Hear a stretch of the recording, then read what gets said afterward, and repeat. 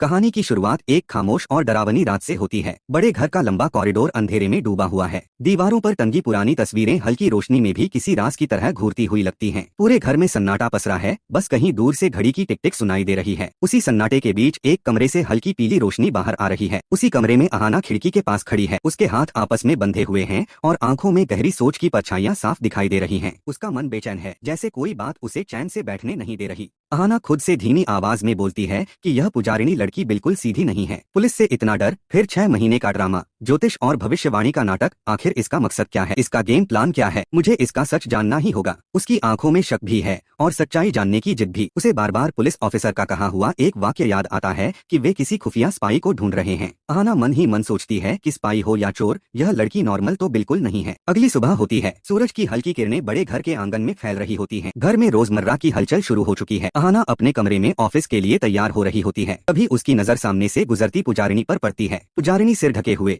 इधर उधर देखते हुए चुपचाप घर से बाहर निकलने की कोशिश कर रही होती है। अहाना चौंक जाती है। इस वक्त यह कहाँ जा रही है? उसका शक और गहरा हो जाता है। बिना किसी को बताए अहाना पुजारिनी का पीछा करने का फैसला कर लेती है। पुजारिनी तेज कदमों से आगे बढ़ती है और थोड़ी दूर जाकर एक सुनसान इलाके में रुकती है। वहाँ एक अनजान आदमी पहले से मौजूद होता है। उसने हरी शर्ट पहनी होती है, सिर पर केप और आंखों में अजीब सी चालाक चमक। पुजारिनी अपने पर्स से कुछ निकालकर उस आदमी को देती है। उसकी आवाज में घबराहट साफ सुनाई देती है। वह कहती है कि जो देना था वह दे दिया है और आज ही सब रवाना हो रहे हैं। आदमी पर्स खोलकर देखता है और ठंडी हंसी हंसते हुए बोलता है कि प्लान के हिसाब से तो तू और ज्यादा निकाल सकती थी। पुजारिनी झुंझलाकर कहती है कि जितना हो पाया उतना भी कम नहीं है, अब मुझे निकलना होगा। पुलिस पहले भी घर तक आ चुकी है। यह सब अहाना छिपकर सुन रही होती है। उसका खून खौल उठता है। वह मन ही मन सोचती है कि आखिरकार पकड़ में आ गई। तू सिर्फ चोर नहीं बल्कि पूरी साजिश चला रही है। जैसे ही पुजारिनी पलटकर जाने लगती है, अहाना सामने आकर तेज आवाज में पूछती है कि तुम इधर क्या कर रही हो? पुजारिनी एकदम से फ्रीज हो जाती है। उसका चेहरा सफेद पड़ जाता है। वह फेक गुस्से में बोलती है कि तुम मेरा पीछा कर रही हो, तुम्हें शर्म नहीं आती? अहाना एक कदम आगे बढ़ती है और तीखी आवाज में कहती है कि शर्म तुम्हें आनी चाहिए। पुलिस से इतना डर क्यों? 6 महीने का ड्रामा क्यों? यह आदमी और यह पर्स, सच क्या है? पुजारिनी कुछ जवाब देने ही वाली होती है कि अचानक वही आदमी पीछे से आता है और अहाना के मुंह पर रुमाल रख देता है। अहाना की आवाज लड़खड़ा जाती है। रुमाल में बेहोशी की दवा होती है। उसकी आंखें भारी होने लगती हैं। पुजारिनी घबराकर आदमी से कहती है कि तुम पागल हो गए हो, इसे कुछ हो गया तो? आदमी गुस्से में कहता है कि चुप रह, अगर इसे सब पता चल गया तो तू गई। अहाना धीरे धीरे बेहोश होने लगती है। तभी दूर से एक आवाज गूंजती है, अहाना। यह आवाज अर्जुन की होती है। वह पूरा सीन देख लेता है। जैसे ही अर्जुन दौड़कर पास आता है, आदमी और पुजारिनी घबरा जाते हैं। अर्जुन गुस्से में चिल्लाता है कि यह सब क्या हो रहा है? पुजारिनी पैनिक में आदमी से कहती है कि छोड़ो इसे और यहाँ से चलो। दोनों अहाना को वहीं बेहोश छोड़कर भाग जाते हैं। अर्जुन तुरंत अहाना को संभालता है। उसका दिल जोर जोर से धड़क रहा होता है।